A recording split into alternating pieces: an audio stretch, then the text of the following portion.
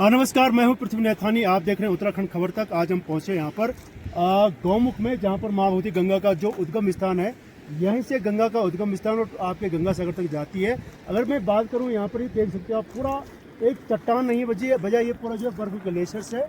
और ये पूरा चारों तरफ जो दिख रहा है, ये ब्लैक दिख रहा है, ये पूरा जो है बर्फ का ग्लेशियर। यहाँ से जो गंगा जी का जो मेल्ट होती हुई आती है, यहीं से आती है। अगर मैं बात करूँ जो मई जून के लगभग रेनी सीजन में जो गंगा जी का जो बहुत ही प्रचंड वेग रहता है, तो यहाँ पर आकर मुझे ये लगा कोई प्रचंड वेग नहीं होता, क्योंकि यहाँ पर मैक्सिमम यहाँ पर क्लाउड ब्रस्ट होते रहते हैं। शायद उसकी वजह से, जैसे मैं भी आ रहा था भोजवासा से, तो बहुत ज़्यादा यहाँ पे क्लाउड ब्रस्ट हो रखा, बहुत ज़्यादा डिचेज यहाँ पे खाइयाँ कटी हुई है। लेकिन ये पूरा जो ब्लैक आपको दिख रहा है, क्योंकि गंगा जी का जो वेग, जो वेलोसिटी वो इतनी रहती है, इससे ज़्यादा नहीं रहती है।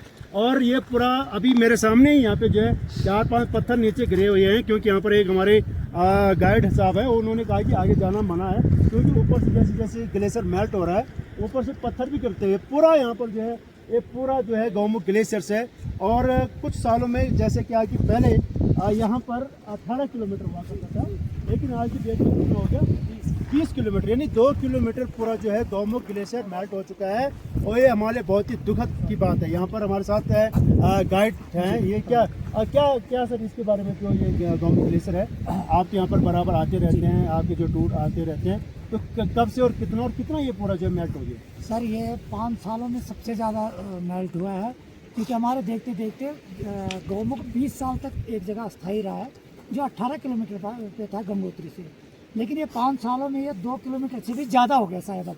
तो ये 5 सालों से बहुत ज़्यादा मेल्ट हो रहा है। ये पूरा जो है जलवायु परिवर्तन जी, इसी कारण ग्लोबल वार्मिंग। तो यहाँ पे आप कहाँ से आए सर? मैं मथुरा से आया हूँ। आप मथुरा से आए हैं, तो यहाँ पे आप पहली बार आए हैं? हाँ, पहली तो बार ये जो पूरा गौमुख ग्लेशियर के बारे में आपने देख लिया यहाँ पे, जिस प्रकार से क्या है कि रेनी सीजन में माँ भगवती गंगा का जो एक वेलोसिटी रहती है, बहुत ज़्यादा प्रचंड रहता है, लेकिन यहाँ आकर आपको लगे बहुत शांत है। तो क्या कहेंगे आप? सबसे बड़ी बात ये है कि भक्तों के लिए ये बहुत दुखद बात है कि दिन पे दिन ये ग्लेशियर हमारे जो ये प्रकृति का एक हिस्सा है, जो दिन पे दिन ये पिघलता जा रहा है। अभी काफ़ी बहुत दुख होता है कि ये धीरे धीरे ग्लोबल वार्मिंग की वजह से पिघलता रहता है।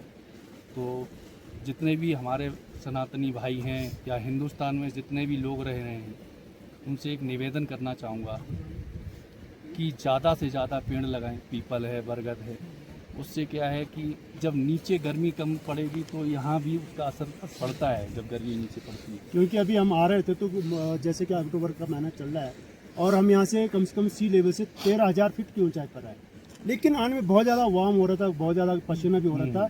ऐसा नहीं लग रहा था हम 13,000 फीट पे चल रहे हैं, मतलब बहुत ज़्यादा गर्मी जैसी हो रही है, ऐसा आपको महसूस हुआ है? गर्मी तो ये देख सकते हो आप यहाँ पे, मतलब जो ग्लोबल वार्मिंग की वजह से वास्तव में पूरा देश प्रदेश, पूरा वर्ल्ड जो बहुत ज़्यादा त्रासदी में है। अगर मैं बात करूं, जैसे गाइड साहब ने कहा था कि धीरे धीरे जो है गौमुख ग्लेशियर्स पूरा मेल्ट होता जा रहा है, पीछे की ओर आते जा रहा है। लेकिन भविष्य में क्या होगा, कहीं ना कहीं जो है इस पर इफेक्ट भी पड़ेगा। जो हमारा एक सोर्स ऑफ इनकम है, उस पर इफेक्ट पड़ेगा। तो इसमें क्या है कि शासन प्रशासन को देखना चाहिए।